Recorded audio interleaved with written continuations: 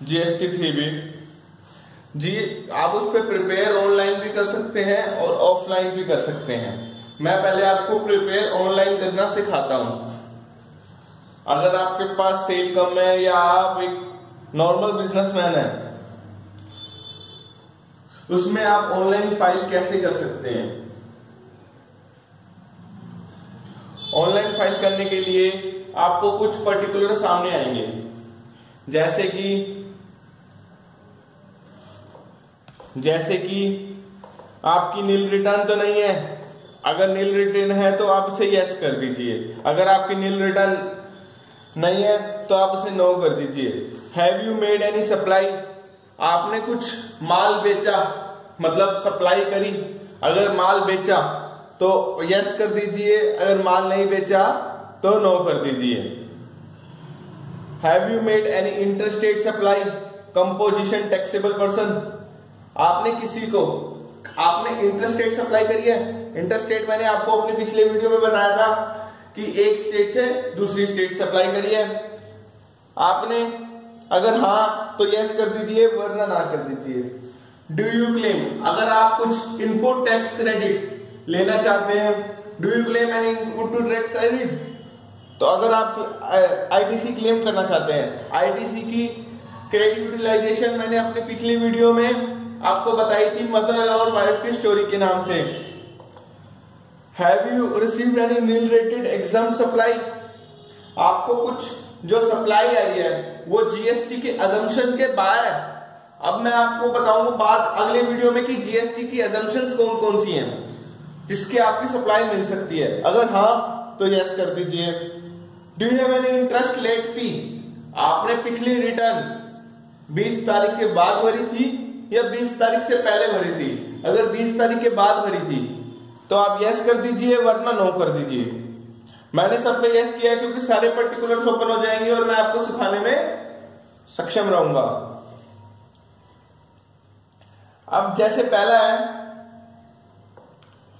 Tax on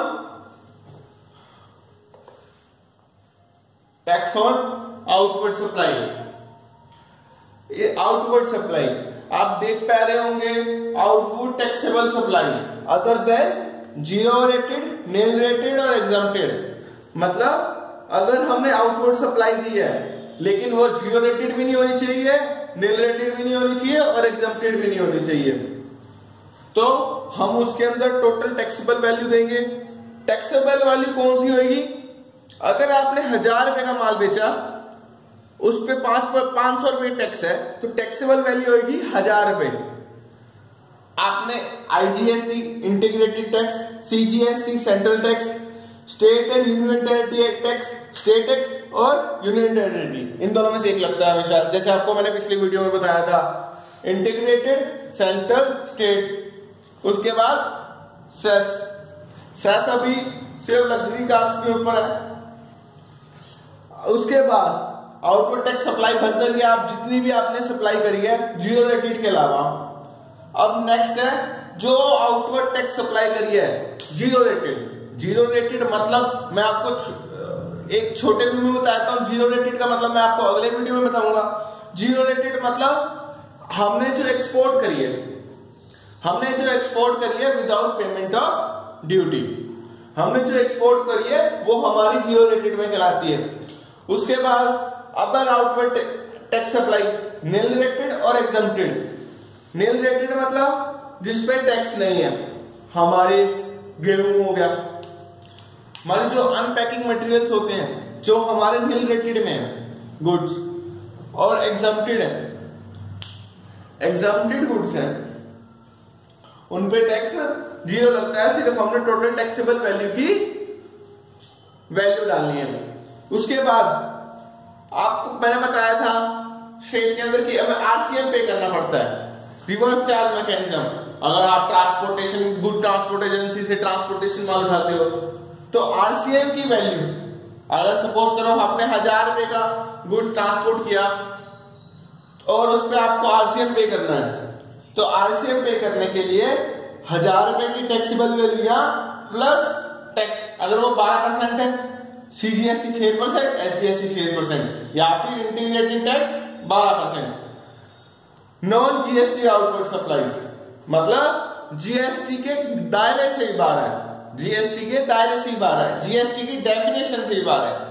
ये आपकी बात आ जाएगी नॉन जीएसटी आउटवर्ड सप्लाई के अंदर। इसलिए डिटेल 3.1 ऐसे पूरी होती है। उसके बाद इंटरस्टेट सप्लाई, अगर आपने प्लेस ऑफ सप्लाई, अगर आपने हरियाणा डाला, अगर आप हरियाणा के डीलर हो, आपने दिल्ली सप्लाई करी, टोटल टैक्सेबल वैल्यू कितनी थी और इनवॉइस ऐड कर दो। ऐसे ही supply made to composition person, जो कंपोजिशन डीलर है।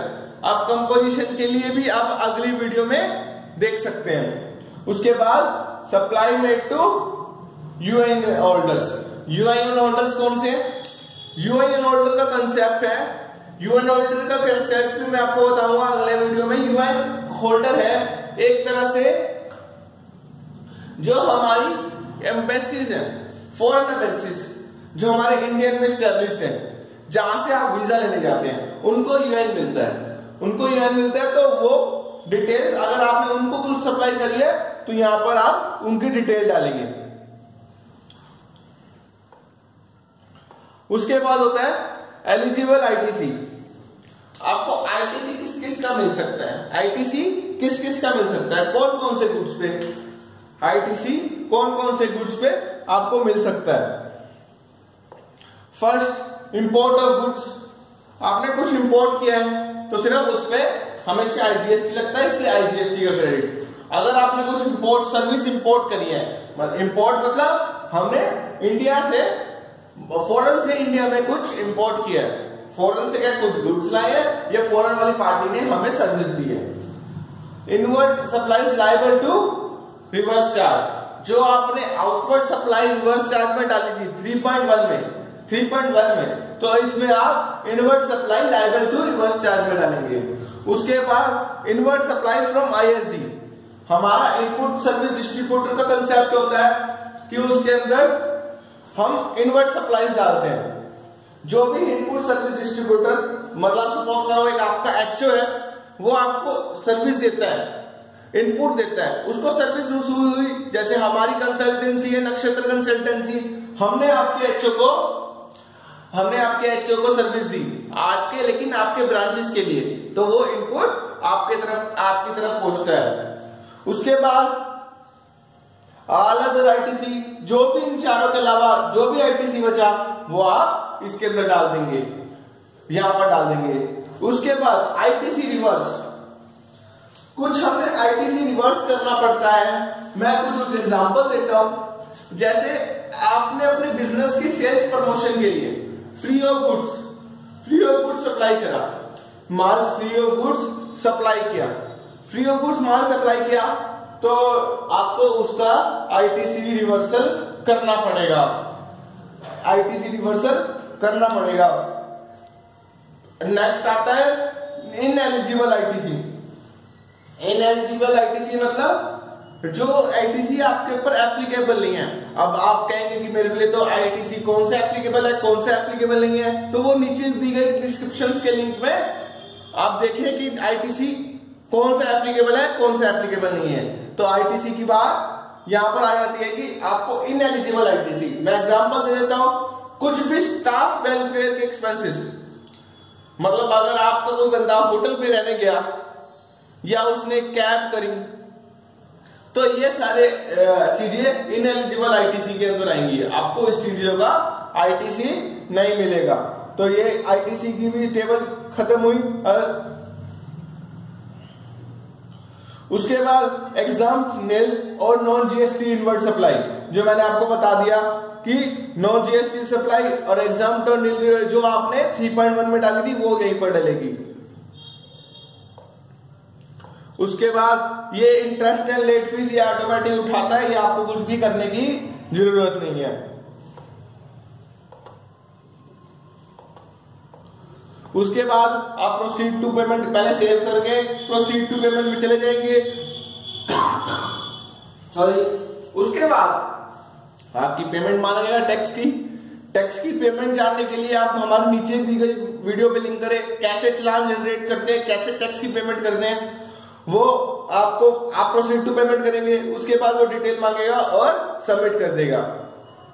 अगर आपको इस दिए गए प्रोसेस में कहीं पर भी दिक्कत हो, हमारे नीचे दिए गए फोन नंबर पर बात करें। आपको हमारे नक्षत्र कंसल्टेंसी में फोन करने के लिए बहुत बहुत धन्यवाद। आपका हमारा प्यार बना रहे और लाइक शेयर कमेंट को वीडियो को करना मत भूलें, ज्यादा से ज्यादा लोगों तक पहुंचाएं ताकि सबको GST 3B फाइलिंग की नॉलेज मिले। थैंक यू दोस्तों।